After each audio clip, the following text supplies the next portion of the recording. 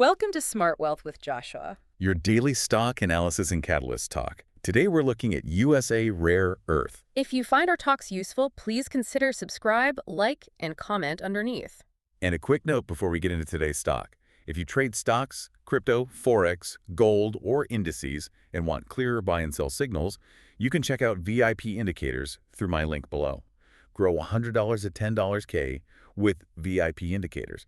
VIP indicators offers TradingView indicators, market alerts, trading education, and chart reading support with up to a 93% win rate. The tools are designed to help traders spot possible setups faster and trade with more confidence. But please remember, trading is risky. No indicator can guarantee profits, and growing $100 into $10K is not guaranteed. Use these tools for education and analysis only. Manage your risk carefully, do your own research, and never trade money you cannot afford to lose. This is an affiliate link, so I may earn a commission if you use it at no extra cost to you. Okay, let's unpack this setup because what if I told you the future of artificial intelligence isn't actually being built in, sleek Silicon Valley software labs? Right. What if, instead, the entire AI revolution requires highly toxic, incredibly complex chemical processing that the West, well, basically forgot how to do? Yeah, that is the exact reality we're looking at today. I mean, we're analyzing a company that is right in the middle of this massive structural transition. They're shifting from being a pre-revenue developer into what is shaping up to be a commercial operating powerhouse. And the market is clearly paying attention, right? The stock is up 105% year to date. Oh, yeah. Huge run. But see, here is where my natural skepticism kicks in. We see these massive year-to-date gains in emerging, hyped-up sectors all the time. Yeah. So is this just a speculative flash in the pan? Like, is it driven by buzzwords, or is there real, tangible infrastructure backing this up? Because whenever a stock doubles like that, you have to look under the hood. You have to ask if the momentum has just completely detached from reality. No, it's a completely fair question. When you see a 105% run even despite a recent macro-driven pullback, which we'll get to, you need to know if the company is running on fumes or actual rocket fuel. Exactly. And in this case, the infrastructure they're building isn't just like a software platform. It is incredibly complex, heavily industrial, and entirely tangible. All right, let's move into the wealth building context. Right. And this is where we really need to zoom out for a second. The massive price action you are seeing on the chart, it isn't happening in a vacuum. No, not at all. It is directly tied to what might be, well, the single most critical geopolitical shift of our time, which is the race to secure Western supply chains. Exactly. The foundational thesis here is that USA Rare Earth is positioning itself as the West's only emerging, fully integrated mine-to-magnet solution. Mine-to-magnet, right? Yeah, and the ultimate goal is to break the Chinese monopoly on heavy rare earths. Because for decades, the West was perfectly happy to outsource not just the mining, but the highly toxic and really difficult separation of these minerals over to China. I think we actually need to pause on that separation process for a second. Go ahead. Because people hear mining and they just picture digging dirt out of the ground. Yeah, totally. But separating rare earths isn't like panning for gold. It's essentially chemical warfare. These elements are chemically clumped together in the earth, so you are basically trying to unbake a cake to get the original flour back out. That's a great way to put it. And that's exactly why the West outsourced it. It's hard, it's messy, and it's just incredibly toxic. Precisely. But now we're kind of waking up to a terrifying reality. Advanced technology, and more importantly, military dominance, they rely completely on those materials. Which brings us to the emerging concept of physical AI. Okay, unpack that. Well, we tend to think of AI as software, right? Just, code living in the cloud. But the cloud is just a metaphor. The cloud actually lives in massive physical data centers. Yes. And if you want to cool down a warehouse full of, thousands of humming servers, you need advanced cooling systems and high-efficiency motors. Right, and those require very specific rare earth magnets to function. So if AI is the brain of the next technological revolution, rare earths are basically the blood and the cooling system, which is exactly why that mine-to-magnet integration is so vital. It's not enough to just dig the stuff out of the ground. You have to chemically process it, separate it, alloy it, and manufacture the final magnet yourself. Right. If you miss even one step in that chain, you have to ship the material overseas to be processed, and you immediately lose your critical mineral sovereignty. The way I look at it, this company is basically trying to build a toll booth on the highway of advanced manufacturing and defense. I like that analogy. It's essentially non-discretionary for U.S. national security. If you want to build the future of AI or like build a modern fighter jet, you are going to have to drive through their toll booth. Yep. But, and this is the big catch, building a toll booth of this magnitude, requiring that level of heavy industrial processing, is incredibly capital intensive. It takes years and billions of dollars before it actually pays off. Now let's look at the fundamentals. And since you raised the issue of capital intensity, the natural next step is to examine if they actually have the cash and the business model to survive this massive build-out. Right. Show me the money. Exactly. Let's start with the recent numbers, because they just hit a major psychological milestone. In Q1 2026, they actually delivered a solid earnings beat. Okay. They generated $5.7 million in revenue. That beat Wall Street estimates of $4.2 million, and most importantly, it's up from zero revenue just a year ago. Well, getting off zero is always the hardest step for a developmental company. It really is. And the bottom line improved too. Their adjusted loss per share was negative 12 cents, which outperformed the estimated loss of negative 16 cents. Okay, so heading in the right direction. Yeah, but while the current trajectory is inflecting upward, the real story that the market is buying into is their 2030 exponential growth targets. Management is actively projecting $2.6 billion in revenue, $1.2 billion in EBITDA, and $900 million in free cash flow by 2030. Wait, hold on. We have to stop right there. I knew you'd say that. You're saying they just generated $5.7 million in a quarter, and they are projecting $2.6 billion by 2030. That is an astronomical leap. Like, as an investor looking at those numbers, how am I supposed to bridge that massive gap in my head without laughing it out of the room? What is the actual moat that protects those insane future margins? It's a huge leap. I totally get it. But the competitive moat that justifies those projections really solidified with their Cerro Verde acquisition. Okay. This acquisition specifically gives them access to heavy rare earths, namely elements like dysprosium and terbium. Right, the heavy ones. Yeah, you mentioned cooling data centers earlier. These heavy elements are the ones required for extreme high-temperature applications. That is exactly what the defense, aerospace, and physical AI sectors need. So it's a specific niche. Exactly. It gives them a massive structural advantage over competitors like MP Materials, which primarily focuses on light rare earths used in more standard consumer goods. Okay, so the distinction between light and heavy rare earths is really the key to the moat here. Add in their control over key supply chain nodes, right? Like their UK subsidiary, Less Common Metals, which I know is one of the very few non-Chinese metal and alloy producers. That's right. You put that together, and you start to see a completely insulated, Western-aligned supply chain taking shape. And just to clarify for everyone listening, when we say management is projecting $1.2 billion in EBITDA, that stands for earnings before interest, taxes, depreciation, and amortization. It's essentially a measure of the raw cash generated from actual operations, just stripping out all the accounting noise. Which sounds great on paper, but I am going to push back hard on their current balance sheet because it tells a very stressful story for the immediate term. Let's hear it. In Q1 alone, they had a $37 million operating loss. That is a massive cash burn. It is. Mostly driven by the ramp-up costs at their Stillwater facility. And on top of that, their free cash flow is severely negative because they've allocated $60 million just for phase one capital expenditures. When you look at their Q1 cash position of $128.1 million, basic math tells you they are going to run out of money incredibly fast at that burn rate. Okay, if that $128 million was the only cash they had access to, you would be absolutely right. It would be a total red alert. Right. But they've completely transformed their financial health to solve exactly that problem. They successfully executed a $1.5 billion PIPE financing. A PIPE financing, private investment in public equity. Let's translate that for a second. Please do. A PIPE financing of this size is basically institutional investors looking at a messy, half-built construction site, skipping the regular mortgage approval process, and just dumping a truckload of cash right on the lawn because they want to own the entire neighborhood before the houses are even finished. That is a perfect analogy. Institutional smart money has stepped up in a massive way. And when you combine that $1.5 billion injection with their targeted pro forma cash position, which is really just accountant speak for what their bank account will look like after all the current deals officially close, they are looking at $3.2 billion in total liquidity. Wow. Okay. Yeah, so that gives them ample runway to bridge this aggressive CapEx build-out without going bankrupt. That brings us to the catalyst timeline. Exactly, because now that we know they have a massive pile of cash, the big question for you as an investor is, what are the specific upcoming events that will put that capital to work and actually drive the stock price higher? Well, the immediate timeline is incredibly busy.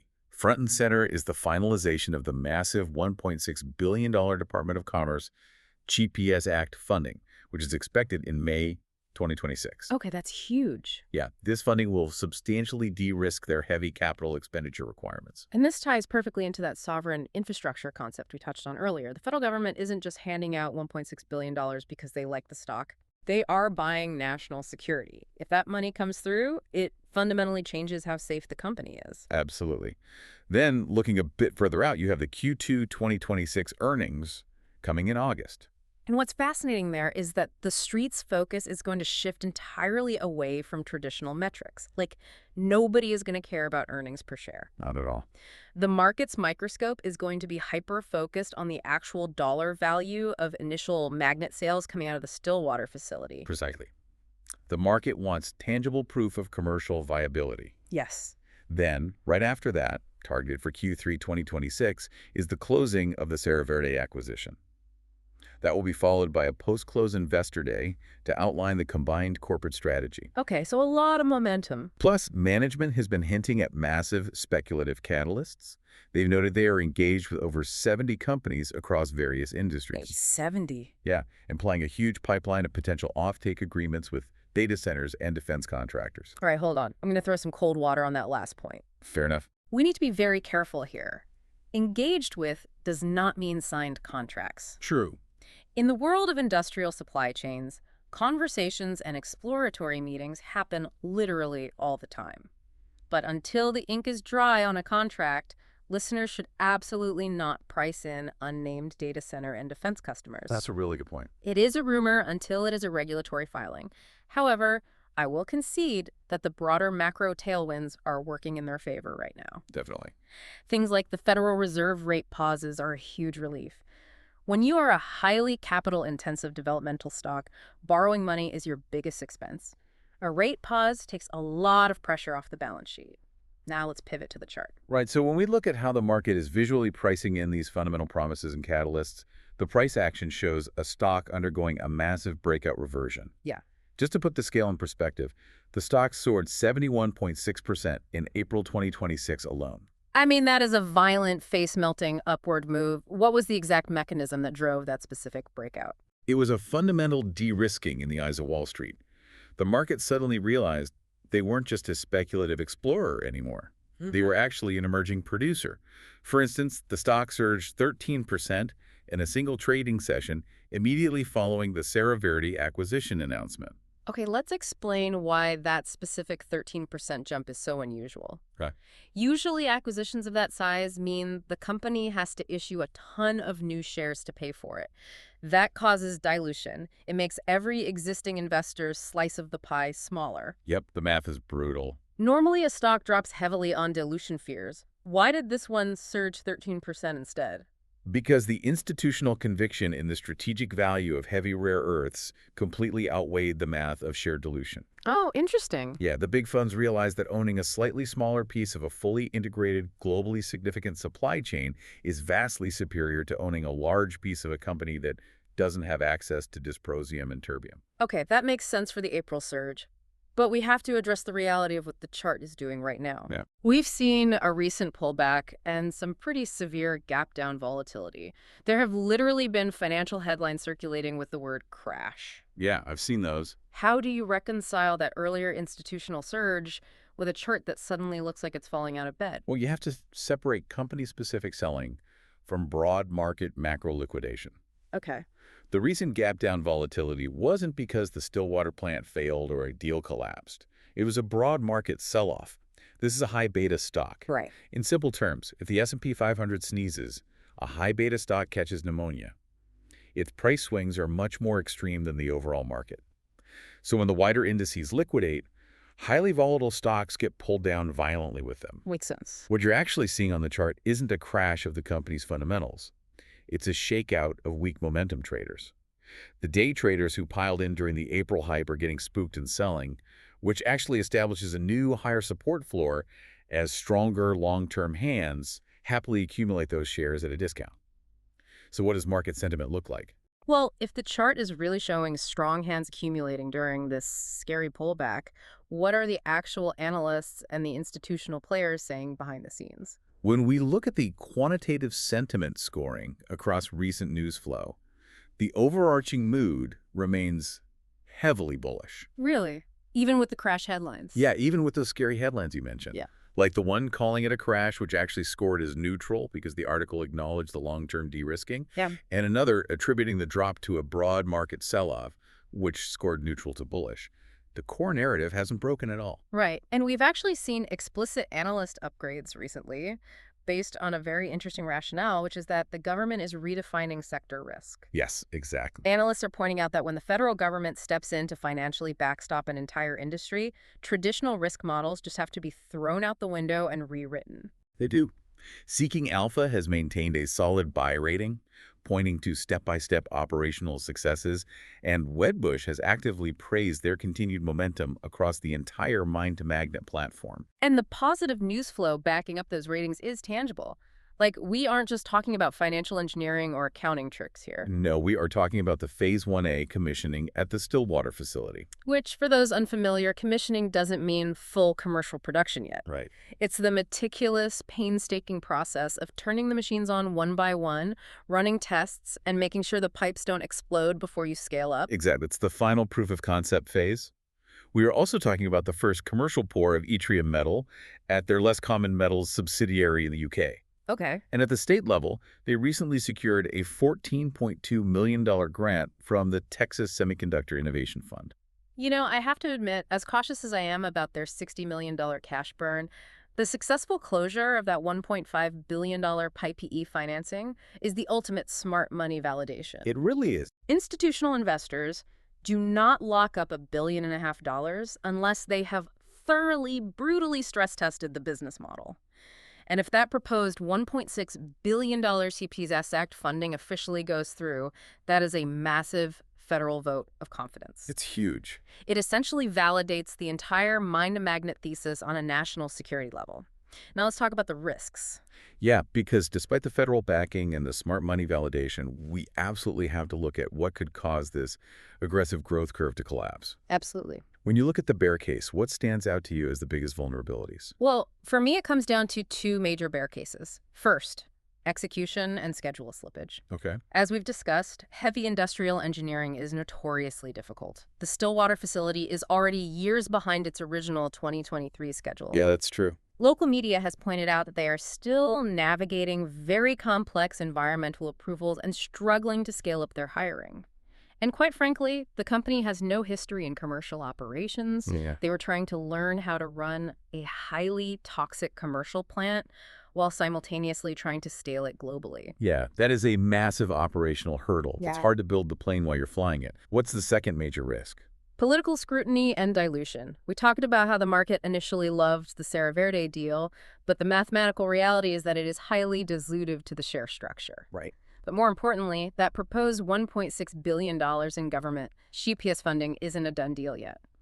It currently faces intense scrutiny from certain lawmakers who have publicly called the funding highly concerning, likely due to those exact execution delays we just mentioned. Sure. If that federal money gets tied up in congressional red tape, that $60 million Phase 1 CapEx burn is going to start feeling very, very heavy. Those are incredibly valid concerns. But let me offer the mitigations that the market seems to be pricing in right now. Okay, let's hear them. On the execution front, Phase 1A is actively commissioned, and they are already actively taking orders. The delays from the 2023 schedule are already priced into the stock. Remember, it's still up 105% year-to-date, despite those delays being public knowledge for a long time. Good point. Furthermore, the $1.5 billion PIPE gives them the exact financial runway they need to bridge that execution gap, even if the government money is delayed. And regarding the dilution and the political heat in Washington. Well, the market clearly embraced the dilution because heavy rare earths are so strategically vital. Owning a smaller piece of a globally significant supply chain is better than owning a large piece of nothing. Fair. As for the political scrutiny, that is a standard hurdle for literally any CPS Act funding. The fact that they just secured the $14.2 million Texas grant proves that even if federal wheels turn slowly in Washington, localized political support remains incredibly robust. So with everything on the table, what's the final verdict? Weighing the massive 2030 growth targets and the imminent federal backing against the real execution delays and heavy cash burn, the fundamental research delivers a bullish score of 8 out of 10. 8 out of 10, okay. The final stance here is that the recent macro-driven pullback offers a high-conviction entry point. You are looking at a strategic asset that is transitioning in real time from a capital-consuming developer into a massive commercial revenue generator. So how should an investor listening to this deep dive think about the timeline here? Because this clearly isn't a quick momentum day trade based on these industrial metrics. Exactly. The long-term view is a multi-year hold, specifically targeting an 18 to 36-month horizon. Okay.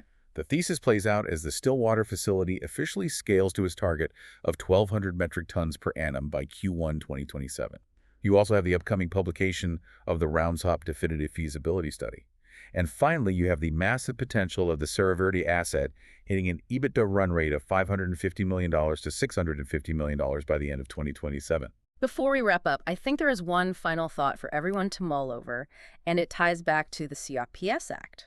What's that? If physical AI and advanced defense systems truly become the absolute baseline for national power over the next decade, then the companies controlling the underlying raw materials aren't just businesses anymore. Right. They become extensions of sovereign infrastructure. And the way the stock market values sovereign infrastructure companies that the government simply cannot allow to fail is fundamentally different from how it values a standard tech stock. It's a complete paradigm shift in how we define value itself. Absolutely. And if you want extra help reading trading charts, you can check out VIP indicators through the link below. The campaign is Grow a $100 to $10 K with VIP indicators, and their tools include TradingView indicators, market alerts, and trading education with up to a 93% win rate. But trading always carries risk, and no profits are guaranteed. Use the tools for education and analysis, manage your risk carefully, and always do your own research before making any trade. This is an affiliate link, and I may earn a commission at no extra cost to you. And if this episode helped you, please subscribe, like, and comment underneath. We'll see you in the next Smart Wealth with Joshua episode.